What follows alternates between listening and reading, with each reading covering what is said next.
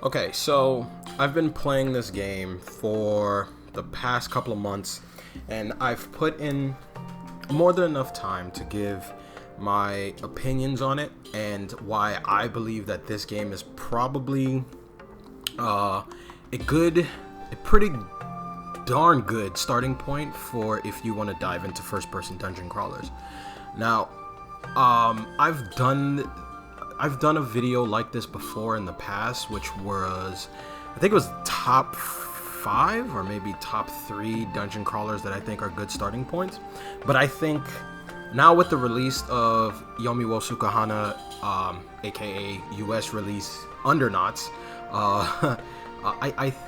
ever since it came out and I got a chance to really sit with the game, I think that this game is actually a way better starting point if you're trying to get into first-person dungeon crawlers. So let me go a little bit more in depth with the game. So the game, without revealing too much, because I would love for anybody who's interested to actually give this game a try.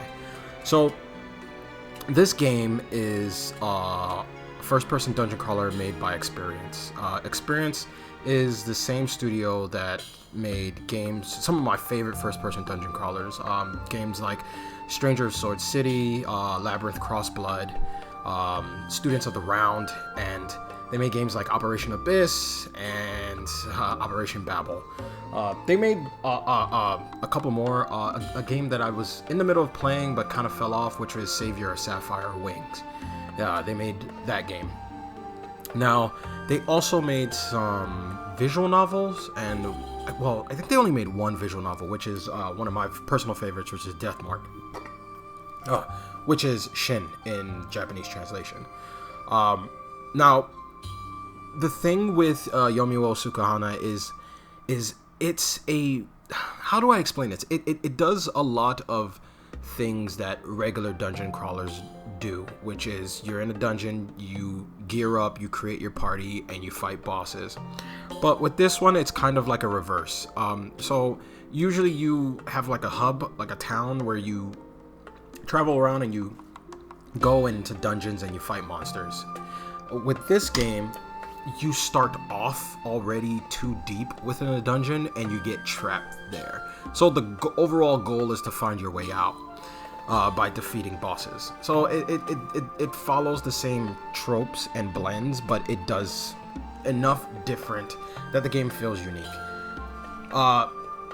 So why I think this is a good starting point is because it kind of streamlines some of the things that make first-person dungeon, I almost said FPS, first-person dungeon crawlers very difficult to dive into. I'm gonna use a first-person dungeon crawler that as an example. So one of my favorites is Stranger of Sword City. So Stranger of Sword City is it has a couple of things that make it kind of difficult. Monsters can hit 10 times as hard. If one of your character dies, they're dead for good. Unless you put in a certain difficulty. I think if you make the game easier, if one of your members falls, you put them in a recovery. So you take them to like a hospital and they have to recover, and it takes a period of time. So you have to like make a new character, like a substitution, and you have to substitute that character and use a lower level character with a different class, or if you make a backup class that fell before, you just substitute for them. You can do it that way. That's how Stranger of Sword City works. In Yomi wo Sukahana, if one of your characters falls in battle, they still walk around with like the party, and they take up a slot that can't get used, but you can warp back to your main camp that's in the dungeon, and you just basically have a doctor instantly recover them. So, but it costs like what is this game's version of gold, which is called Argent. You basically use your Argent to revive allies.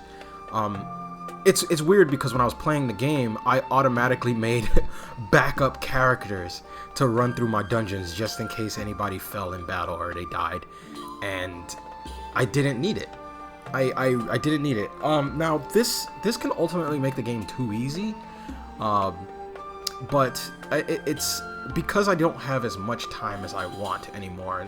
This does help. So it helps with trying to beat the game in a timely fashion. The other thing about the game is that it's not as hard. It's not as hard as, like, you know, Stranger of Sword City or games like Ray Gigant, like, which is also an experience game. It's not hard like those games, or difficult. Enemies don't really tend to put up much of a fight if you... I would say if you build your team correctly... Well, it feels like even if you build your team wrong, it still feels like the game is playable and it's still kind of easy. But, I would definitely, if you know how to team build, especially in a JRPG or a dungeon crawler RPG, I mean, you'll pretty much be fine. You can respec your character on the fly, which is very, you know, very easy to do. It doesn't really, there is no consequence for it, so that makes the game even more playable. I would say it makes the game easy. So the game has like a unique take on dungeon crawling, which I thought was pretty cool. So the game has like this thing where, so in Operation Abyss and Operation Babel, there's a class in the game. I forgot what it's called, but there is a class that can, I guess, find hidden doorways and then unlock those paths, and then you'll have like a different path to go down in your dungeons.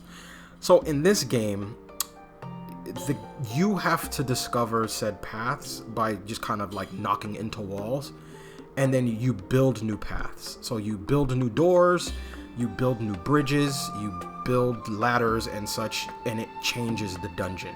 So at first I thought this was going to be very annoying, but it turns out like that's the most fun part of the game, is building new paths. I really enjoy traversing through a dungeon and discovering a new walkway or a new door or a new path to put a ladder and, you know, stuff like that. I think that's really fun.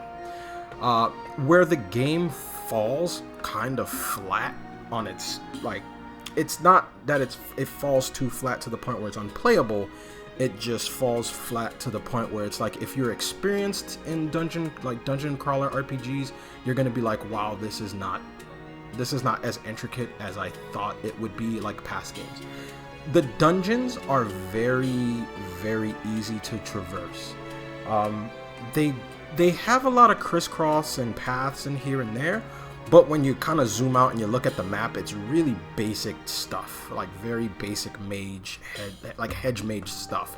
It's not hard to navigate through. Sometimes the game will throw like hazards in your way where there's a dungeon where you have to walk through a path and the whole dungeon has poisonous floors. Now this sounds like a very like difficult thing, like, wow, there's a dungeon that all the floor is poison. The problem that the game runs into, where it's like, wow, this is really easy, is that it gives you an answer for this. And the answer is like, you basically have like these I don't know, like healing flowers that you kind of put down in parts of the map, and it just eliminates the poison floor. So it's kind of like, in my head, it's kind of like, so what was the point of putting the poisonous floors if you're just going to give me an answer to the problem? But I think that was the thing about this game, is that it's a dungeon crawler for beginners. At least that's what it feels like. When I'm playing through this game, every time I come across a hazard, there's an answer for it. Every time I come across a blockade, the game gives me something that is like, here, you're gonna need this, and it's like, oh, well, all right, thank you, game. It does give you a chance to figure it out, which I do like. Even though the answers are there, it doesn't like just hand it to you. I would say that it doesn't hand it to you. You have to kind of like use your brain and figure these things out.